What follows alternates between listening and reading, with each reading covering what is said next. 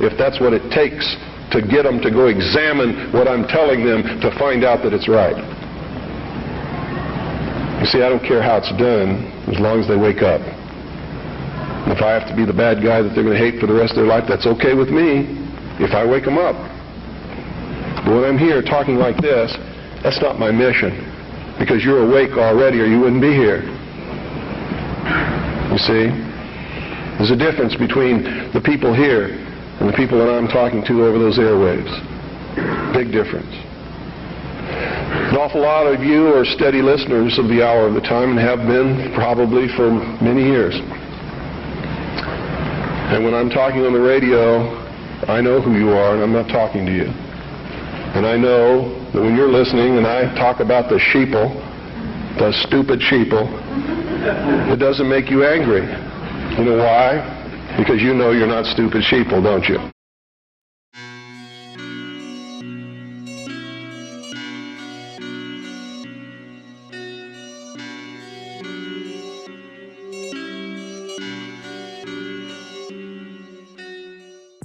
See, there used to be a time in history when man was just like all the other animals.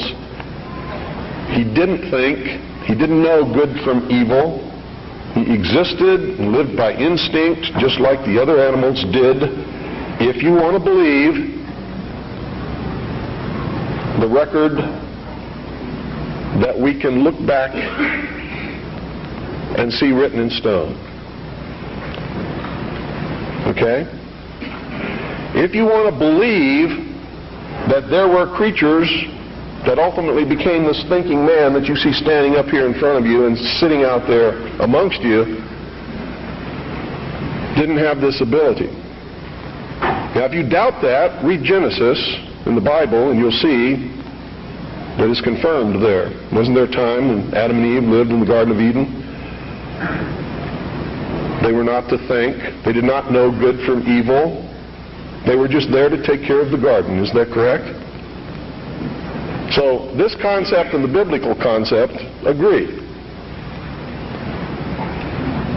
Man just enjoyed what God had put there and sort of took care of the garden. Any dentist will tell you that our mouth was not made for eating meat. So ancient man most probably ate vegetables and nuts and things like that. Roots. Doesn't mean that I'm telling you to become a vegetarian, because I'm not.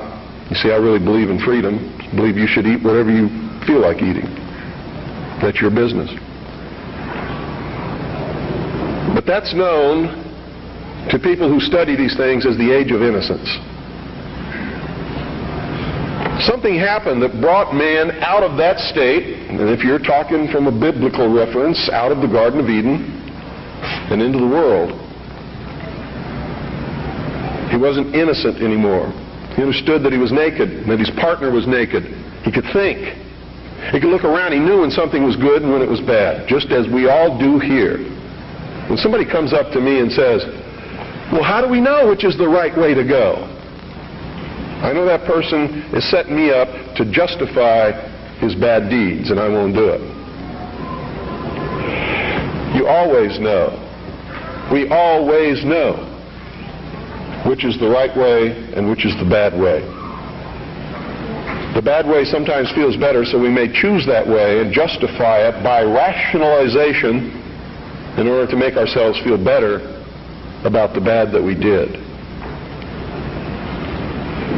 In the mystery schools, they refer to this mystical time of coming out of the age of innocence as the Luciferian philosophy. I've tried to illuminate you with this for years on my radio broadcast. In the Bible or in the church, they talk about the fall of man. Same thing. There's only one difference between the Luciferian philosophy and the fall of man, is that those who talk about the fall of man believe in God, whether or not they believe in a Savior. They believe in God. The ones who believe in the Luciferian philosophy do not. Now here's how that works. In the Bible, we're told that Eve was tempted by Satan to eat of the fruit of the tree of knowledge of good and evil. God had commanded Adam and Eve not to eat of the fruit of that tree. If you do, ye will surely die. Isn't that the commandment? Lucifer, through his agent Satan, on the other hand, told Eve, God lied to you. He's holding back the fact that you too can become God. But first you have to eat of the fruit of this tree. And if you do, you will surely not die, but shall become as gods. Isn't that true? So, on the religious aspect, we see that as the fall of man because man disobeyed God. We see that as the subjugation of the woman beneath man, where she had originally been the partner. Now she is subjugated beneath man because she was the agent of man's downfall. Is that correct? Now, I'm not talking right or wrong. I'm not trying to insult anybody in here. I'm just telling you what we're taught so that we all understand what we're talking about, because that's most important. If you understand something differently than what I'm trying to impart to you up here, and we don't have the same definition, we're not going to understand each other, are we? The mysteries, on the other hand, look at this in a different light. Here's their story. It's a metaphor. They don't believe that there ever was a God, or that there ever is a God, aside from man himself. And man has not reached that state yet, but can, this is what they teach in the lodges, that if you perfect yourself as the temple of the God within and become Christed, we've all heard this in the New Age movement, you too can become God. In her movie, Running on the Beach, spinning around, I am God. In Plaza, there's an obelisk, a monument commemorating the location of the first Masonic temple in the state of Texas. Dealey Plaza is on the 33rd parallel, which is one of the sacred numbers in Freemasonry. He was assassinated in a manner that assured the greatest flow of blood, which is called blood atonement, which was practiced by Freemasonry in the early days and supposedly is not practiced now. But in reality is the method of choice of execution, trial and execution by Freemasons. The Bilderberg group that orders his execution is the Supreme World Council of Freemasonry and consists of 39 permanent members, which is 3 times 13, which is also the exact number of men who signed the Constitution. 39. You see, our forefathers were also members of this secret group, and this country was founded to bring about the New World Order. And it's all in the Great Seal of the United States, which was, and that the design of the Great Seal was made law in 1782. It's just absolutely incredible that the American people don't understand that groups of men don't get together and meet in secret and take blood oaths which say that they can be cut open and their heart ripped out of their body and their intestines scattered over the floor if they talk about the secrets. That's not a benevolent fraternity. That's a dangerous group of men. Grown men don't play games like that.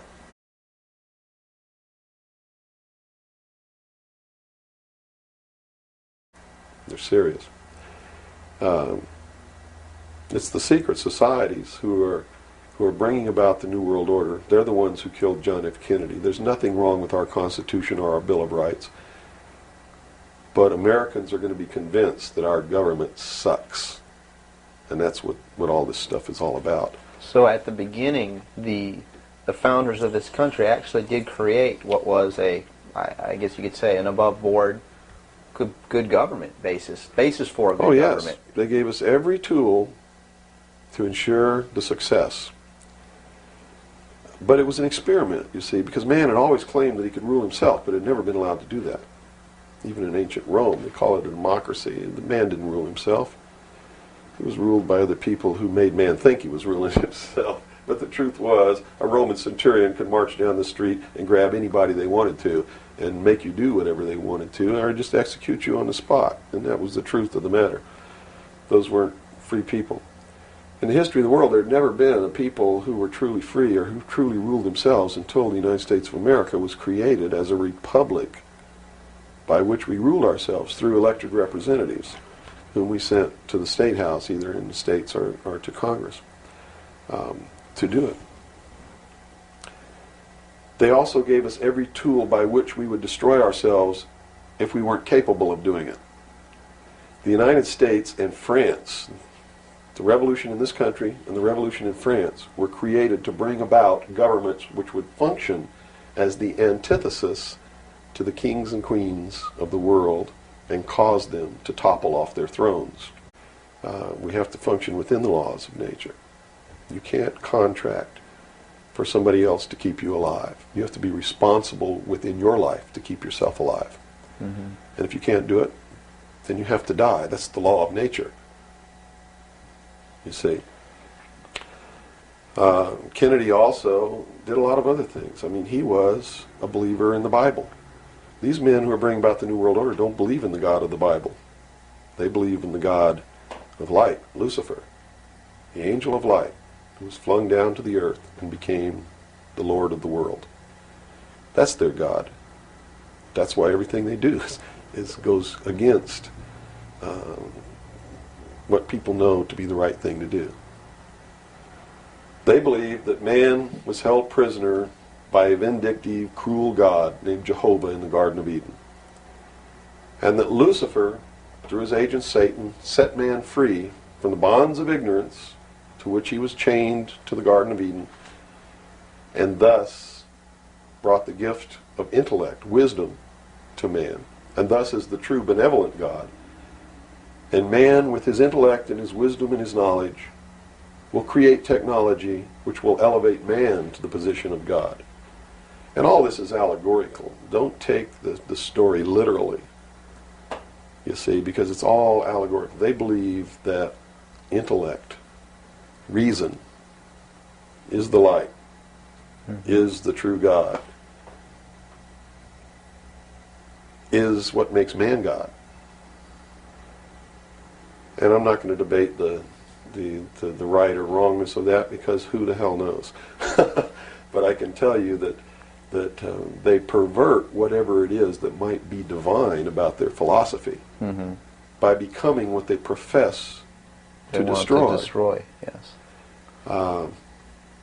And so, in their zeal to bring about the New World Order, they destroyed the political will of the nation when they assassinated John F. Kennedy, which has furthered their goals because it made a lot of people feel so helpless that, God, if they can kill the president, who am I? You know, what can I do? I'm just one lonely, helpless person. So they quit voting. They abdicated their power. And, of course, through agents like Robert Groden and many others, Oliver Stone, they're being convinced that our government sucks, that our government is the problem, that the Constitution doesn't work, that the Bill of Rights aren't real. We're playing right into their hands, in other words. We're playing right into their hands because there's nothing wrong with the Constitution or the Bill of Rights or our government. It's the people. You see, it's been infiltrated. And from within, they are eating at the heart of this nation like a cancer, this secret society. They are destroying it. They are subverting it. Our Constitution has not been allowed to work since 1945 and maybe even earlier. And they have been working behind the scenes to bring about a one-world totalitarian socialist government with the Communist Manifesto as its platform through the United Nations, which was created by this nation from an older organization called the League of Nations, which was the original foundation. And at the highest levels of our government, the Constitution's already been scrapped, and they are working under the aegis of the UN Participation Act and the United Nations Charter. Which says what? Which says that there are no rights, there are only what you call privileges. And privileges can be granted or taken away at will by the state. Quite frightening scenario. It's a very frightening scenario, and people better wake up to the fact. Look at Clinton. What's happened to him? Nothing. The press is on his side. They're helping the guy. You know why? Because he was chosen by the people who own the press to be the next president of the United States. Now, I don't know if he will be or not. That's up to the American people. But if they get their way, he will be. Bush is one of the most heinous criminals that's ever walked on the face of the earth. Bush is the man who's been a CIA agent since his college days. He's a member of the Skull and Bones, the Russell Trust. He was initiated in a casket with a ribbon tied around his genitalia, which symbolizes that he's a priest in the temple of Isis. A pagan, this guy. This man is a member of the mystery schools. Well, he has the outward appearance of a good Christian, church-going Christian, no? They do whatever they have to be approved by the people, but in secret, they're not at all. This is a man who practices pagan religious rituals, magic. Doesn't matter what you think of all these things. I'm just telling you, this is what he does in secret. Mm-hmm. He is the man who, when he was chief executive officer, when he was president of the offshore division of Zapata Oil, organized and began the first large-scale drug smuggling operations into this country. George Bush is the one responsible for the drugs on the streets. And the war against drugs is not a war against drugs, it's a war against the Bill of Rights. We've already lost the Fourth Amendment in this war. That's true. And we're going to lose everything else. You watch on, it amazes me, people watch on Saturday night, cops, top cops, tough cops, 911. All of these stories that are glorifying the police state, and they're falling right into the manipulation. As they watch police with no search warrant, with no court order, break down people's doors, tear out their walls, rip open their mattresses. All in the name of the war on drugs. Pretty sneaky. It's pretty sneaky, all right. You see them stop people in the streets, and the guy's got $400 in his pocket. They don't press any charges. They didn't even have any reasonable suspicion to stop the person and search him. And what do? They take their money. They're doing the same thing today with Osama bin Laden, and that's where I've been getting at. Can you believe what you have been seeing on CNN today, ladies and gentlemen? Can you believe it? Supposedly, a CNN reporter found Osama bin Laden, took a television camera crew with him, went into Osama bin Laden's hideout, interviewed him and his top leadership, his top lieutenants and colonels and generals in their hideout. This is a CNN reporter with a camera crew.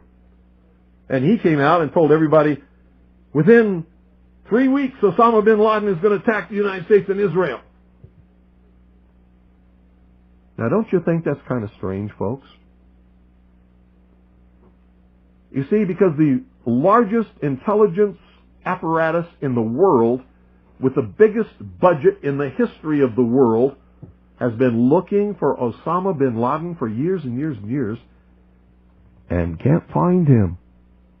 The FBI also, under the leadership of Louis Freeh, has been looking for Osama bin Laden for years and years and years and years and years and many years, and can't find him.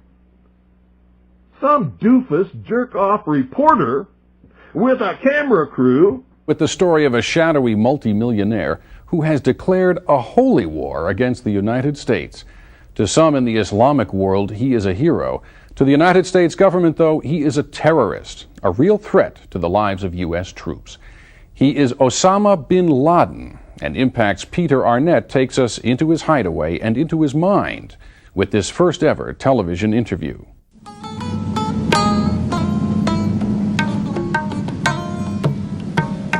Amidst these remote mountains of Afghanistan are the various hiding places of one of the world's most wanted men, Osama bin Laden. waltzes right into his hideout and interviews him.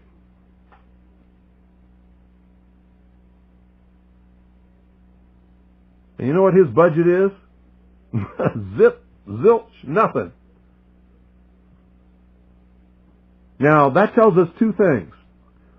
Either everyone in the intelligence community and all of the intelligence agencies of the United States government are blithering idiots and incompetent fools, including the entire apparatus of the FBI and all of their personnel, or they're lying to us. They're not looking for him at all. And the second is the truth. You see, the CIA created Osama bin Laden. They recruited him. They trained him. They found his leadership. They brought them all together. They showed them how to fight the Soviet Union in Afghanistan, and when that was over, they still continued to fund him and train him, and they're now using him to help bring about world government by making him the big boogeyman, because they can't use Saddam Hussein anymore. Did you ever hear of Osama bin Laden before you heard of Saddam Hussein? When did you start hearing of Osama bin Laden? It was after Saddam Hussein and Iraq were supposedly neutralized in the Gulf War, because they needed a new boogeyman. A reporter from CNN and his little camera crew got in to Osama bin Laden's secret hideout and conducted an interview. If you don't believe me, tune into CNN. They're probably running it right now as I'm speaking. And if you believe it, you are one of the stupidest jerks that ever lived on the face of this earth. And whatever is going to happen that they're going to blame on Osama bin Laden, don't you even believe it. And whatever is going to happen that they're going to blame on Osama bin Laden, don't you even believe it.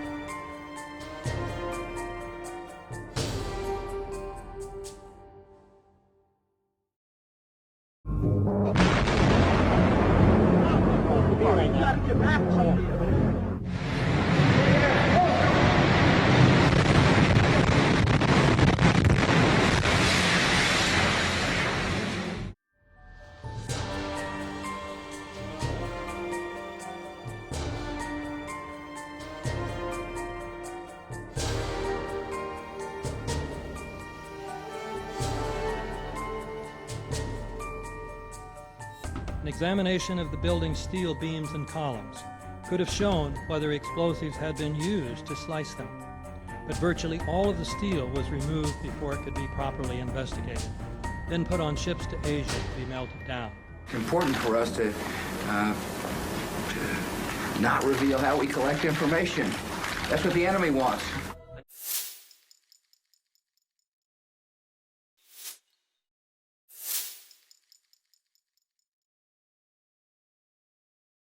Legitimate. But my knowledge of the law has stymied them in that respect, because I've challenged them on every issue and they have defaulted.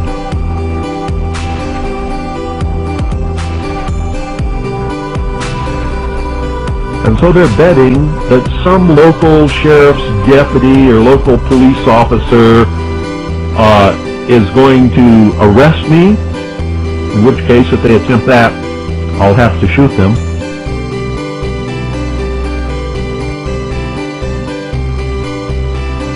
Or they'll have to shoot me. And that's what the federal government is counting on. Then they can really demonize me by saying I murdered some police officer who was doing something he should never have been doing in the first place and was actually the one committing the crime against me.